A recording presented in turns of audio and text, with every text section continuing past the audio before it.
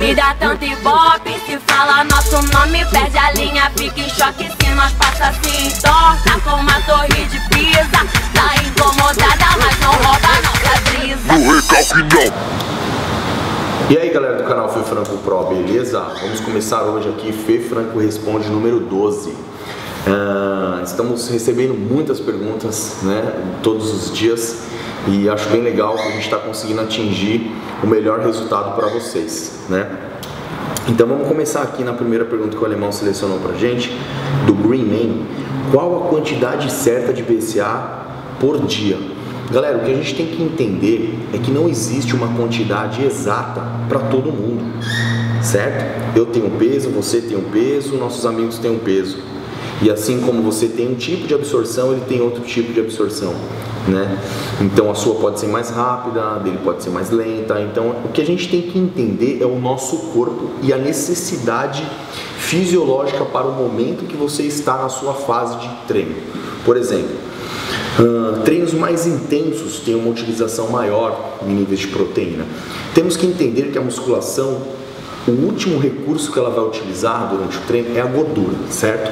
Então assim, se você faz um trabalho hoje para aumento de massa muscular, você tem as quantidades em relação a BCAA, que já é quebrado, né? Leucina, valina e isoleucina, e a proteína que é inteira. O que você tem que fazer é mensurar as quantidades de proteína do seu dia todo. A gente já veio conversando a respeito disso, né?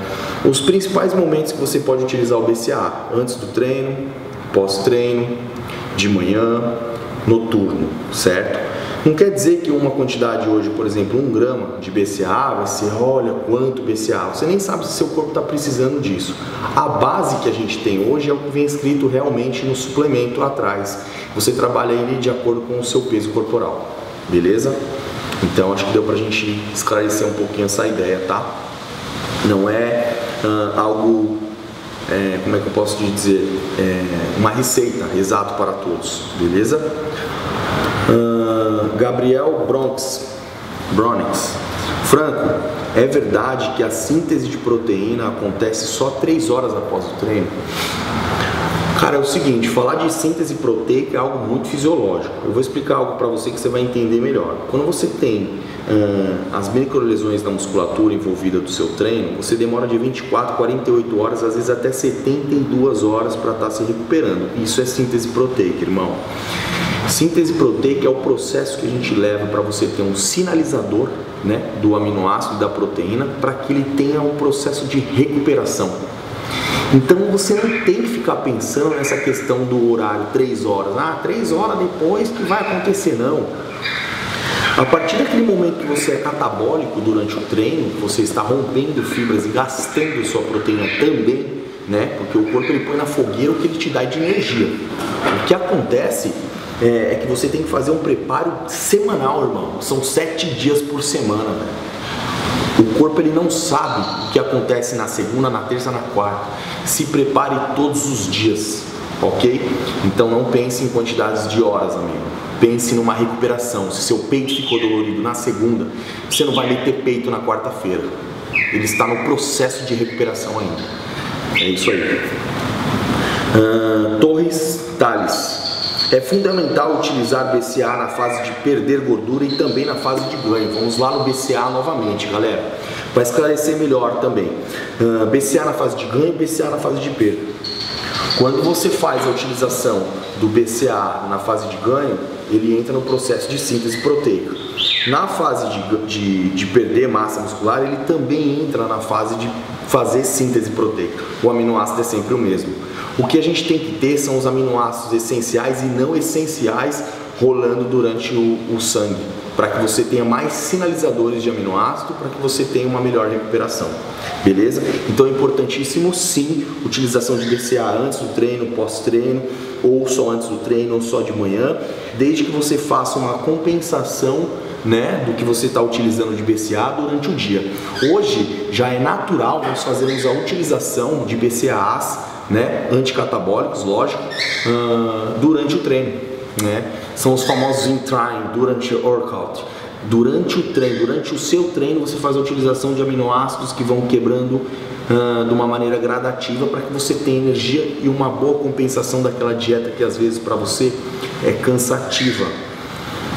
Nem sempre você tem estoques de carbo no fígado ou na corrente sanguínea em alta, então você utiliza das fontes da proteína também, que são os aminoácidos, para que tenha essa ajuda, certo? Importante sim. Márcia M. Garcia Moreira, na realidade. O que você acha de periodização ondulatória? A cada semana um estímulo diferente, força de resistência. Então, o M. Garcia, é o seguinte, eu curto essa questão do ondulatório, só que eu faço ele em macrociclos. Como é isso? Eu trabalho nos 30 dias, certo? E eu faço macrociclos semanais, que é isso que você falou. Você tem a fase de choque, você tem a fase de força pura, você tem a fase de recuperação e RML, resistência muscular localizada. São estímulos diferentes durante a semana. O que você não pode deixar acontecer é fazer com que você se perca durante a semana. Por exemplo, se um dia antes foi um treino extremamente forte, né, e utilizou outros grupamentos musculares que não seja só o envolvido naquele seu treino, no outro dia, se você de repente fizer um treino mais de recuperação, é interessante. Ou você divide a musculatura, né, numa questão mais inteligente, tira o membro inferior do superior e assim você vai fazendo essa divisão, certo? Então eu gosto de periodização ondulatória, só que você tem que saber se organizar mensalmente, tá? Então acho que essa é uma dica bem bacana aí no treino. Eu falo disso também nas minhas preparações de 90 dias. Claudson Vanderlei. Qual o melhor treino para endomorfo? Cara, eu vou repetir mais uma vez aqui, galera. A gente não tem o melhor para tudo, o melhor para aquilo, o melhor para assado, entendeu? O que a gente tem que entender é que você tem várias maneiras de preparar o Neston. Pô, o endomorfo é um cara que sofre, né? O endomorfo é um cara que, se deixar, ele vai se esbaldar, ele já vai dar favor à genética dele e piorar a situação dele. Então, o que você tem que ter em mente aqui é que a musculação, ela é importantíssima para o endomorfo, né? Aí você lê um trabalho científico assim, porque hoje a base é científica, ok. Aí você lê lá, pô, musculação não queima gordura. Não quer dizer que musculação não queima gordura, ela não utiliza a gordura como fonte primária de energia. Mas o trabalho pós-musculação, EPOC, né? O seu não acúmulo de gordura pós-musculação, o seu foco, a sua persistência em não deixar você engordar mais, isso faz com que você emagreça. Hoje existem trabalhos que defendem o trabalho EPOC, quando você senta na cadeira, igual eu estou com vocês aqui, e estou gastando energia com o meu metabolismo, certo? Isso é um fator primordial. Não pense só em questão a gordura, né? Pense em melhoras, ok? Alan Casa. Sobre o Squat, qual grupo muscular trabalha? Ouvi um mito de um Zé Ruela falando que eu acho e você acha um ótimo exercício. Então, Alan, é o seguinte, existem professores e professores, doutores e doutores, cada um tem um método de trabalho, né? O Squat é um exercício avançado, ele vem trabalhar na região do quadríceps, em vasto medial, lateral e um suporte de glúteo, beleza? Pelo movimento. Cara, é um exercício que não se deve ser aplicado na academia com qualquer pessoa. Eu apliquei esse exercício e criou uma polêmica essa semana. E eu não liguei para o que aconteceu. Exatamente porque o pessoal vê no modo geral. Ele não vê em relação só o atleta e a enfatização do que ele está passando naquele momento. Então, por exemplo, se um cara hoje da natação, ele precisa fazer um exercício que de repente pode ser prejudicial naquele momento para fazer uma vez só, mas pode melhorar a performance dele, por que não arriscar, né? Alto rendimento é isso, né?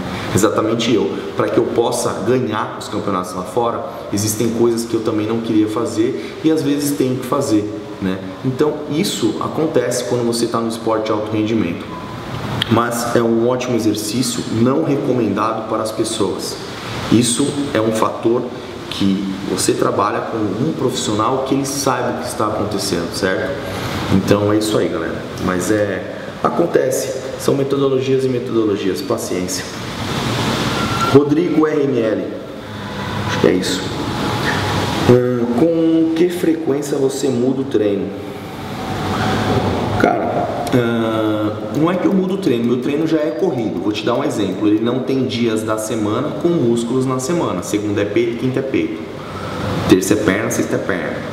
A gente tem uma troca, né, que vai correr na semana, e aí você vai fazer esse ajuste dos músculos. Até porque são 7 dias corridos na semana. Eu treino de domingo, então eu não tenho dia da semana. Como é a troca do meu treino, por exemplo?